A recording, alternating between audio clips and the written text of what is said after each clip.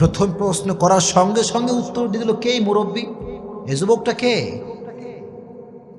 আবার প্রশ্ন করো, মান নাবিয়ুকা, তোমার নবীকে একজন ব্যক্তিকে সামনে দাঁড় করানো হবে, বলা হবে আতারিফু হাযার রাজুল, do you know this person, who is he? তুমি কি জানো ইনি কে? সবাই বলবে যারা মুত্তাকি, নামাজি, মুরব্বী, পর্দাশীল মা বোন, সে বলবে উনি হচ্ছেন আমাদের প্রিয় নবী, বিশ্বনবী মুহাম্মদ সাল্লাল্লাহু। এত আস্তে বললে যখন সাল্লাল্লাহু আলাইহি ওয়াসাল্লাম। তবে এই উত্তর সবাই করতে পারবে না, এই উত্তর সব মুরব্বী করতে পারবে না, এই উত্তর সব যুবক করতে পারবে না। চিল্লাই কোন ঠিক কিনা? শুধুমাত্র নবীর সুন্নাহের আশিক দাবি করলেই হবে না, কাজে কর্মে নবীর সুন্নাহকে ফলো করার দরকার আছে না নাই? কিছু কিছু লোক দেখবেন নামাজ কালাম কিছু পড়ে না, কয় আমি নবীর টাটকা আশিক। কথা কোন ঠিক কিনা?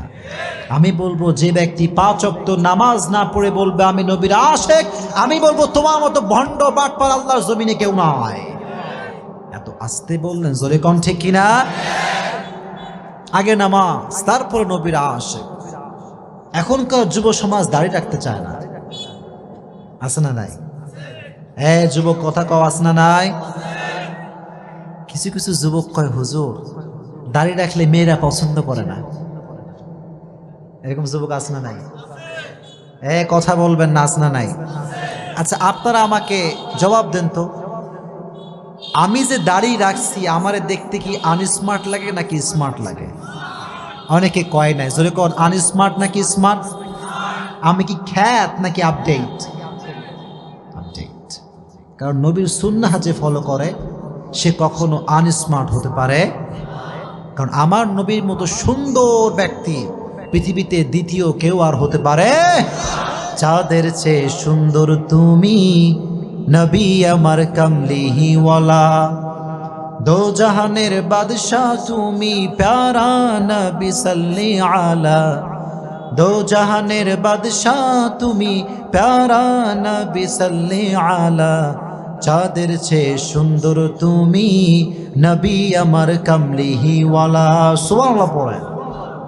এখন আপনারা জোরে করে বলবেন যদি কথা বুঝেন, আমার নবীর দাড়ি ছিল কি ছিল না? পেছনের ভাইরা কথা কন, ছিল কি ছিল না? আমার নবী কি আনস্মার্ট নাকি স্মার্ট? আনস্মার্ট নাকি smart? He was the most smart personality in the world, as a father, as a teacher, as a lawyer, as a commander, as a husband, as a last messenger. Muhammad is the superman of the world. Subhanallah.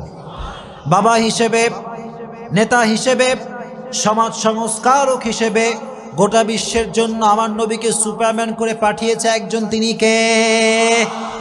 He was the superman.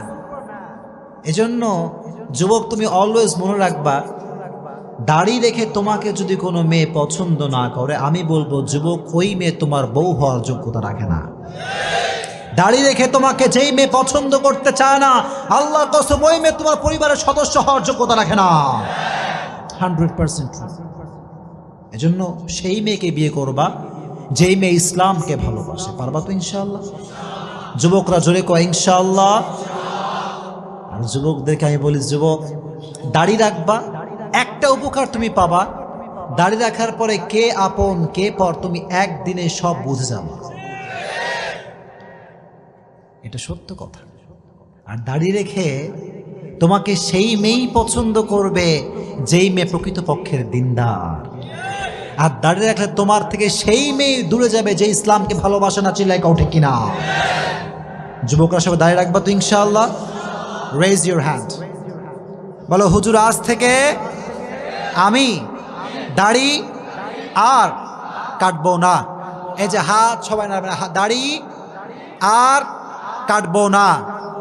আল্লাহ সবাইকে তৌফিক দান করুক, পড়ো না আমিন। দাড়ি রাখলে কেউ unsmart হতে পারে না, এটা কি তোমরা বিশ্বাস করো? বিশ্বাস করো না এটা তোমরা? আনস্মার্ট হতে পারে কেউ দাড়ি রেখে? আচ্ছা, যে যুবকরা কয় যে হুজুর দাড়ি রাখলে মেয়েরা পছন্দ করবে না, বিয়ে করবে না, কি আমাদের হুজুরদের বিয়ে টিয়ে হয় না? কথায় কয় না, হয় কি হয় না?